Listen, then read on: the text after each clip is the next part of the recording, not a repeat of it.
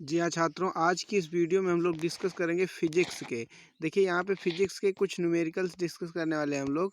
Physics के यहाँ पे बहुत सारे जितने फार्मूले होते हैं, एक चैप्टर से लेके 2 चैप्टर तक हम वो यहाँ पे आज डिस्कस करेंगे, ठीक है।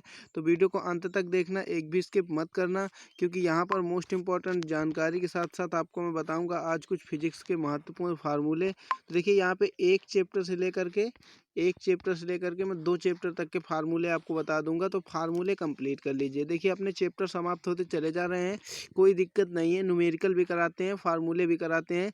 एनसीईआरटी बेस्ड फिजिक्स में देखिए हमारा जो पहला चैप्टर था उसके न्यूमेरिकल्स और वो पूरी थ्योरिकल सहित ख़त्म हो चुका है। उसके पूरे डेरिवेशंस भी आपको बताए गए और मोस्ट इंपॉर्टेंट तरीके से आपको पढ़ाया गया। तो देखिए अपना जो दूसरा चैप्टर है वो भी आधा फिजिक्स में समाप्त हो चुका है। तो मैं सोच रहा हूँ कि जो पहले चैप्टर के कुछ छात्र ऐसे हैं, मैंने अभी टेस्ट लिया था, जिनको पहले ही चैप्टर का पता नहीं है कुछ, तो पहले चैप्टर के कम से कम फार्मूले मैं यहाँ पे बता रहा हूँ, तो उनको याद कर लीजिए। एक चैप्टर और इसके बाद दूसरा चैप्टर, दोनों चैप्टरों के यहाँ पे फार्मूले बताऊंगा। तो आइए स्टार्ट कर देते हैं, ठीक है।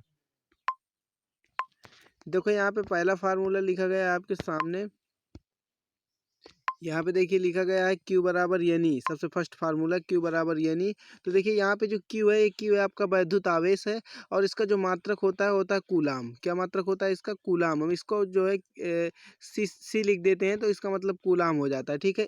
N जो है वह इलेक्ट्रॉनों की संख्या, और E है जो, तो वो इलेक्ट्रॉन पर आवेश है। इस आवेश का मान होता है 1.6 इंटू 10⁻⁻19, ठीक है, 10⁻⁻19। इसके बाद मैं बता दूँ, एक फार्मूला होता है Q बराबर IT। तो जहाँ पे आई होता है अपना वैद्युत धारा और टी होता है समय। देखिए मैं एक बात यहाँ पे बता दूं, अगर मैं यानी क्यू बराबर एक आई टी होता है, यहाँ पे देख सकते हैं, और एक क्यू बराबर यानी होता है। तो मैं अगर दोनों फार्मूलों को ऐड करूँ तो निकल आएगा यानी बराबर आई टी। क्या निकल के आ जाएगा? यानी बराबर आई टी। तो यहाँ से अगर हमें कोई न्यूमेरिकल मिल जाता है और उस न्यूमेरिकल में पूछ लेता है वैद्युत धारा, और वहाँ पे इलेक्ट्रॉनों की संख्या दे देता है, और इलेक्ट्रॉन पर आवेश हमें पता होता है और समय मिल जाता है, तो वहाँ से हम वैद्युत धारा निकाल सकते हैं। अगर हमें किसी चीज़ में इलेक्ट्रॉनों की संख्या और वैद्युत धारा पता है, तो वहाँ से हम समय की गणना कर सकते हैं। तो बहुत ही मोस्ट इंपॉर्टेंट फार्मूले हैं, याद कर लीजिएगा। फिर मैंने आपको बताया था कि जो कूलाम नामक वैज्ञानिक थे, उन्होंने 2 आवेशों के बीच में विचार किया था। पहला आवेश था अपना -Q और दूसरा था +Q, और इनके बीच की जो दूरी रखी थी उन्होंने R रखी थी। इसके बाद उन्होंने फार्मूला निकाला था F बराबर 1/4 pi epsilon not Q1 Q2 upon R square. तो देखिए 1/4 पाई एप्सिलॉन नॉट का जो मान होता है वो होता है 9 इंटू 10⁹ ठीक है। तो वही यहाँ पे देखिए लिख दिया गया है, ये कूलाम्स लॉ का फार्मूला है, F equal to 9 into 10⁹ Q1 Q2 upon R square, जहाँ F हमारा वैद्युत बल है। अब देखिए बल कौन सा हो सकता है, ये प्रतिकर्षण बल भी हो सकता है और आकर्षण बल भी हो सकता है। जहाँ पर +Q आवेश और -Q आवेश आपस में मिलेंगे, यानी अलग अलग आवेश जहाँ मिलेंगे वहाँ पर आकर्षण बल लगेगा, और जहाँ पर एक ही आवेश लगेंगे, जैसे +Q आवेश था, ये भी +Q आवेश होता, या फिर ये -Q होता तो ये भी -Q होता, वहाँ पे प्रतिकर्षण बल लगेगा, ठीक है। और ये R जो है वो आपको खुद पता होगा कि ये आवेशों के बीच की दूरी है, मैंने अभी भी चित्र बना के आपको बताया। और इसके बाद चलते हैं अपने नेक्स्ट फार्मूले की ओर। तो ये भी इंपॉर्टेंट फार्मूला है, epsilon equal to epsilon not into K, जहाँ के अपना पैरा वैद्युतांक होता है। कभी कभी इससे न्यूमेरिकल हमें सॉल्व करने पड़ते हैं, ठीक है। फिर इसके बाद एक फार्मूला है E बराबर F अपॉन Q नॉट, जहाँ Q नॉट हमारा परीक्षण आवेश है और E अपना वैद्युत क्षेत्र की तीव्रता है, ठीक है। इसके बाद चलते हैं नेक्स्ट क्वेश्चन पे। तो नेक्स्ट क्वेश्चन मैंने आपको बताया था कि जो ये वैद्युत क्षेत्र की तीव्रता है, इसका एक मोस्ट इंपॉर्टेंट फार्मूला होता है, ठीक है। वो फार्मूला इंपॉर्टेंट होता है, वो क्या होता है? E बराबर 1/4 pi epsilon not Q upon R square. यहाँ पे Q1 Q2 upon R square होता है, और यहाँ पे only Q upon R square होता है। जहाँ पे Q अपॉन R स्क्वायर होगा वहाँ वैद्युत क्षेत्र की तीव्रता E होगी, और जहाँ पर Q1 Q2 होगा वहाँ बल F बराबर होगा, ठीक है। इसके बाद अच्छी स्थिति की बात करें, तो अच्छी स्थिति में मैंने प्रूफ ही करवाया था, E बराबर 1/4 pi epsilon not 2P upon RQ, जहाँ P आपका वैद्युत द्विध्रुव आघूर्ण है।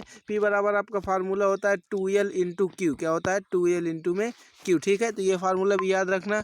इसके बाद निरक्षीय स्थिति में P नहीं होता, वो 2 नहीं होता, 2P अपॉन R³ अच्छी स्थिति होता है, और P अपॉन R³ निरक्षीय स्थिति होता है, ठीक है। इसके बाद चलते हैं अपने नेक्स्ट चैप्टर की ओर। देखिए पहले चैप्टर के जो मोस्टली में फार्मूले थे वो खत्म हो चुके हैं, और दूसरे चैप्टर का पहला फार्मूला वैद्युत विभव का है, V बराबर W अपॉन Q, जहाँ पे W अपना वर्क है, काम है, और Q अपना आवेश है, इसका मात्रक कूलाम हो जाएगा, और इस वर्क का मात्रक जूल हो जाएगा। V अपना वैद्युत विभव है, जिसका मात्रक वोल्ट हो जाएगा, ठीक है। इसके बाद बात करेंगे आगे, तो वैद्युत विभव का एक मोस्ट इंपॉर्टेंट फार्मूला होता है जो V बराबर 1/4πε0 Q/R। अब देखिए यहाँ पे अगर R स्क्वायर कर दें तो वैद्युत क्षेत्र की तीव्रता बन जाएगी, और यहाँ पे Q1 Q2 अपान स्क्वायर कर दें तो कूलाम का नियम बन जाएगा। लेकिन यहाँ पे एक Q रिमूव किया गया, एक R रिमूव किया गया, तो क्या बन गया, वैद्युत विभव बन गया है। ठीक है, इसके बाद बात करेंगे अच्छी स्थिति की। तो इसमें भी दोस्तों अच्छी स्थिति होती है जो जिसका फार्मूला होता है V बराबर 1/4πε0। हर जगह 1/4πε0 का मान रखा गया है, 9×10⁻9 यहाँ पे भी। तो यहाँ पे P/R² होता है, और यहाँ पे अच्छी स्थिति में P/R² होता है, और निरक्षी स्थिति में दोस्तों वैद्युत विभव का मान 0 होता है। ठीक, इतनी सी बात क्लियर। इसके बाद चलते हैं आगे। तो आगे देखिए यहाँ पे हमारा वैद्युत जो स्थितिज ऊर्जा होती है हमारी, उसका भी फार्मूला एक निकल कर आता है 1/4πε0 Q1 Q2 अपान R होता है। अगर यहाँ पे R² कर दिया जाए तो कूलाम्स का नियम बन जाए। ठीक है, फिर यहाँ पे विभव प्रवणता, वैद्युत क्षेत्र की तीव्रता तथा वैद्युत विभव में संबंध होता है E बराबर ΔV/ΔX, यानी विभव में परिवर्तन। डेल्टा अपना जो है ये परिवर्तन बताता है। ठीक है, तो इसका मतलब है विभव में परिवर्तन तथा दूरी में परिवर्तन। और ये कुछ फार्मूले लिखे गए हैं, W बराबर PE1 - cos थीटा, और ये 0 की स्थिति में रखा गया है माइनस का P cos थीटा। ठीक है, तो ये सारे फार्मूले यहाँ तक हम प्रूव कर चुके हैं, वैद्युत की अच्छी स्थिति, निरक्षी स्थिति। इसके बाद ये वाला फार्मूला भी हम लोग प्रूव कर चुके हैं, और ये फार्मूला भी बिंदु आवेश के कारण वैद्युत विभव प्रूव कर चुके हैं। देखिए, अगर अभी तक आपने हमारे टॉप 100 बैच को ज्वाइन नहीं किया तो उसे ज्वाइन कर लीजिए। उसकी फीस ओनली 399 रुपये है। उसको आप हमारे पेड ग्रुप को ज्वाइन कर सकते हैं 399 रुपये में। उसमें आपको नोट्स, सभी प्रकार के नोट्स मिलेंगे, PDFs मिलेंगी, सबको दिया जाएगा। ठीक है, देखिए यहाँ से आप बिना कोचिंग किए हुए, क्योंकि लॉकडाउन चल रहा है तो आप कोचिंग तो कर नहीं सकते, तो बिना कोचिंग के यहाँ से 90+ ला सकते हैं। यहाँ पे आपको सभी प्रकार के नोट्स, प्रैक्टिस सेट, सॉल्यूशन सहित मिलेंगे, इंपॉर्टेंट क्वेश्चन सॉल्यूशन सहित मिलेंगे। तो इस बैच को ज्वाइन करने के लिए केवल आपको 399 रुपये पूरे साल के पे करना होगा। गूगल पे, फ़ोनपे नंबर यही है। इस नंबर पर आपको, जैसे इस ग्रुप को अगर ज्वाइन करना चाहते हैं आप, तो आप क्या करिए, अगर यहाँ से ज्वाइन करते हैं तो आपके 90+ फिक्स हो जाएंगे, इसकी गारंटी मेरी है। बट इसके लिए आपको पेमेंट करने के बाद इस नंबर पे व्हाट्सअप करना होगा उसका स्क्रीनशॉट, या फिर अधिक जानकारी के लिए इसी नंबर पर आप संपर्क कर सकते हैं। तो बस दोस्तों, आज के लिए इतना ही।